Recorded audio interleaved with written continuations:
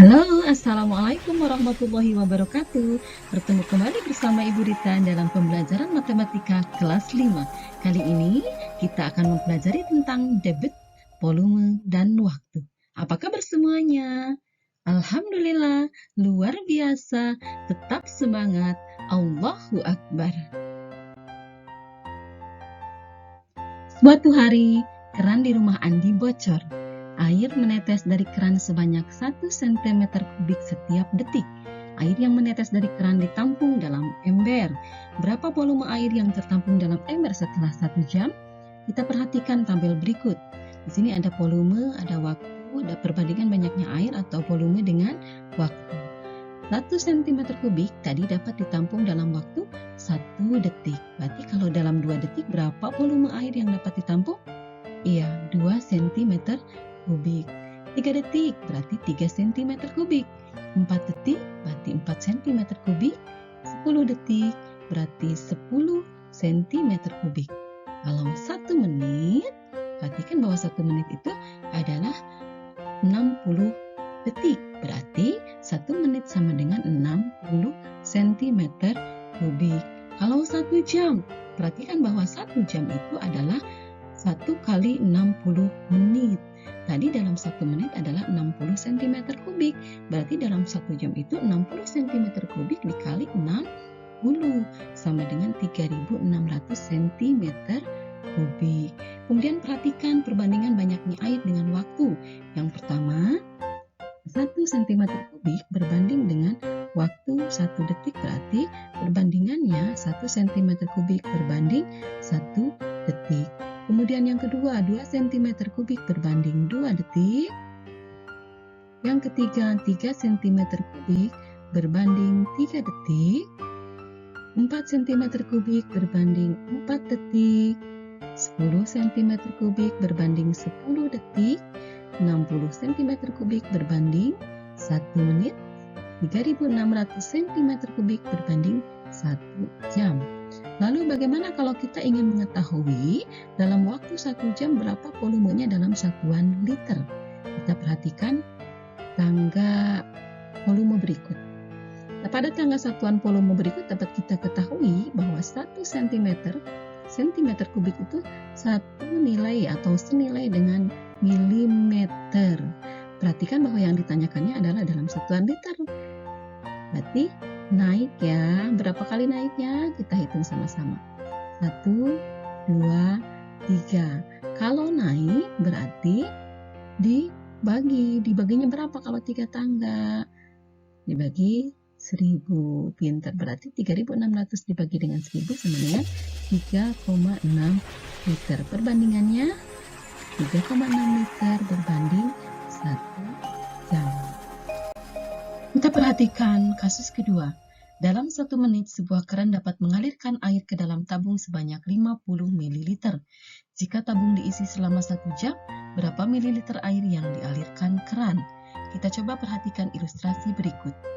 1 menit itu sama dengan 50 ml. Perbandingannya 50 ml berbanding 1 menit. Bagaimana kalau 2 menit? 2 menit berarti 50 ml dikali 2 sama dengan 100 ml.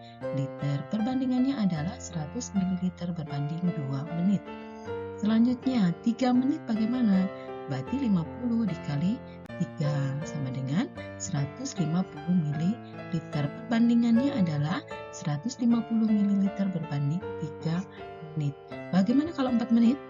Ya, 4 menit berarti 50 ml dikali 4 sama dengan 200 ml. Perbandingannya adalah 200 ml berbanding 4 menit.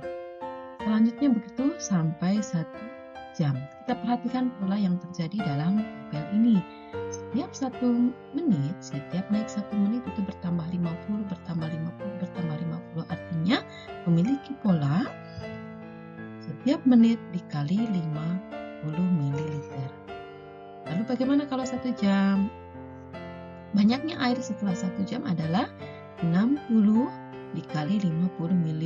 Kenapa 60? Karena dalam 1 menit itu ada 60, dalam 1 jam itu ada 60 menit. Sama dengan 3000 ml. Perbandingan antara banyak air dengan waktunya 3000 ml berbanding 1 jam. Atau bisa ditulis dalam bentuk 3000 ml per jam. Nah, perbandingan antara volume dengan waktu ini selanjutnya akan kita kenal dengan sebutan debit. Debit adalah kecepatan zat cair yang mengalir melalui penampang dalam waktu tertentu. Penampang ini bisa berupa selang, keran, air mancur, atau air terjun, sungai, dan sebagainya. Simbol-simbol dalam debit. Ada debit, simbolnya adalah D. Kemudian volume, simbolnya adalah P. Waktu dengan simbol T. Kita coba menghafalnya dalam segitiga ya, supaya lebih mudah. Kita simpan dulu D, P, dan T. Untuk lebih mempermudahnya, kita hafal dengan istilah devita. Ingat ya, devita, di mana D adalah debit, satuannya kilometer kubik per jam, mililiter per menit, liter per jam, meter kubik per detik, dan sebagainya. P adalah volume, satuannya kilometer kubik, hektometer kubik, meter kubik, liter, mililiter, cc, dan lain sebagainya. Kemudian ada T, satuan waktu, di mana satuannya adalah jam, menit, dan detik. Bagaimana kalau kita ingin mencari rumus D atau rumus debit? Kita tutup dulu D-nya. Ting, yang tersisa adalah P dan T. Berarti D sama dengan P per T. Selanjutnya kita coba mencari rumus P. Bagaimana untuk mencari rumus P? Kita tutup dulu P-nya. Nah, yang tersisa adalah D dan T. Berarti P sama dengan D kali T. Selanjutnya kita coba cari rumus T. T, kita tutup dulu T-nya.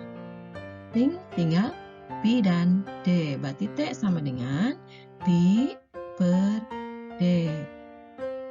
Nah, jadi apabila dia mendatar maka dikali, dan apabila dia menurun dibagi.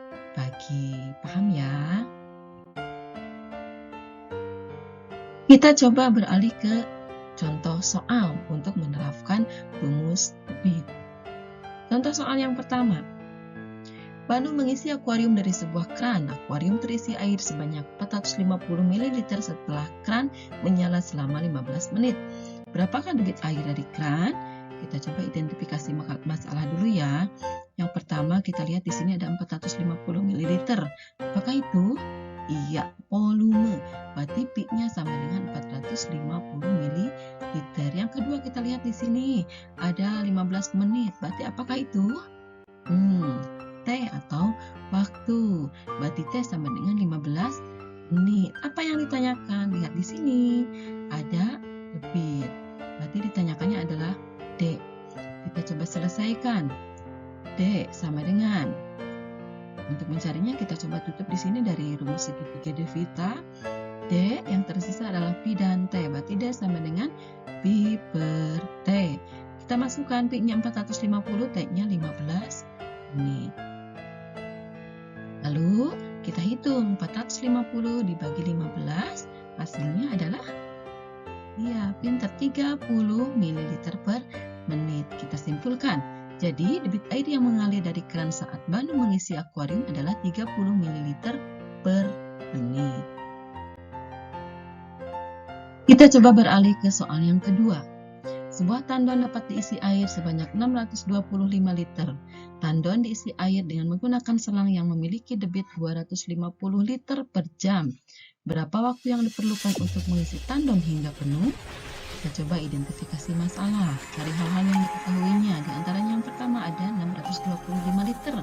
Itu berarti volume. Berarti P-nya sama dengan 625 liter. Yang kedua kita cari lagi, di sini ada debit 250 liter per jam. Kita tulis debitnya atau D sama dengan 250 liter per jam. Apa yang ditanyakan? Berapa waktu?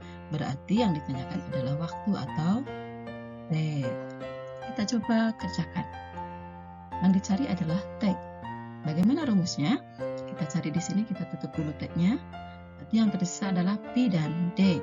Rumusnya berarti T sama dengan Pi per D. Kita masukkan Pi-nya 625 dan D-nya 250. 625 liter per 250 liter per jam. Kita hitung sama-sama ya. 625 dibagi 250. 250-nya dapat berapa kali dalam 625? Ya, dapat 2 kali. Berapa? 250 kali 2? 500. Sisanya 625 dikurangi 500 sama dengan 125. 125 tidak dapat dibagi oleh 250 atau 250 tidak ada dalam 125. Berarti kita bantu dengan mendatangkan 0 di belakang. Kalau sudah menambahkan 0, berarti kita akan ada koma naik ya. Berapa kali 250-nya dalam 1250? Iya, ada 5 kali. Berarti 250 kali 5 itu sama dengan 1250. Kita kurangi. Habis ya, 1250 dikurangi 1250 sama dengan 0. Berarti hasilnya adalah 2,5. Kita tulis di sini.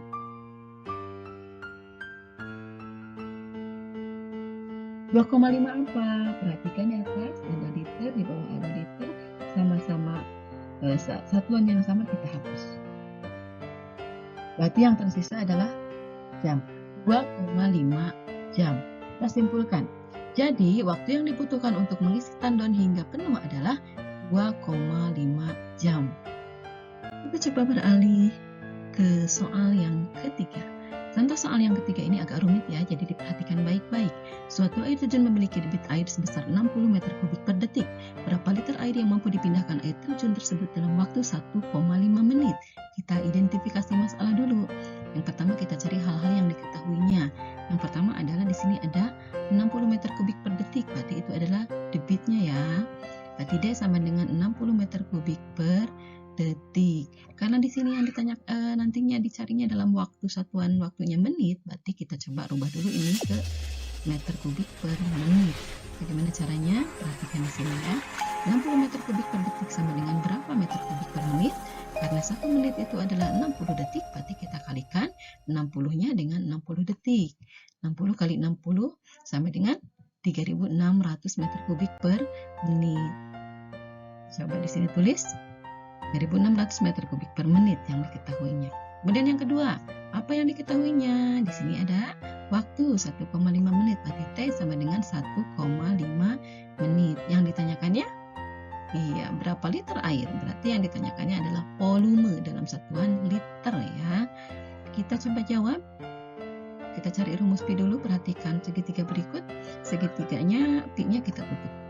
Nah, yang tersisa adalah D dan T, berarti Pi sama dengan D dikali T. D-nya 60 meter kubik per detik, 3600 meter kubik per detik per menit. Maaf ya, dikali 1,5 menit. Hasilnya adalah 5400. Satuannya, kita hapus menitnya, yang sama satuannya berarti tersisa meter kubik. Ya karena yang diminta adalah dalam satuan liter, berarti kita rubah meter kubiknya ke dalam satuan liter. Caranya perhatikan gambar berikut. Meter kubik, di sini meter kubik, lihat, sama dengan kiloliter. Dari kiloliter ke liter adalah turun. Berapa kali turunnya kita hitung sama-sama? 1, 2, 3. 3 kali. Berarti kalau turun dikali berapa? Dikali 1000. 5400 dikali 1000 sama dengan 5.400.000 liter. Kesimpulannya, jadi volume air yang mampu dipindahkan air terjun selama 1,5 menit adalah 5.400.000 liter. Berikut tugas untuk hari ini ya. Silahkan dikerjakan, minta bantuan orang tua atau teman atau saudara. Apabila belum paham materinya, silahkan videonya diulang-ulang kembali. Alhamdulillah pembelajaran kali ini telah selesai. Mohon maaf atas segala kesalahan dan kekurangan. Semoga ilmunya bermanfaat ya. Apabila ada yang belum bisa dipahami, silahkan diulang-ulang videonya. Kita tutup dengan akhirul kalam. Wassalamualaikum warahmatullahi wabarakatuh. Terima kasih.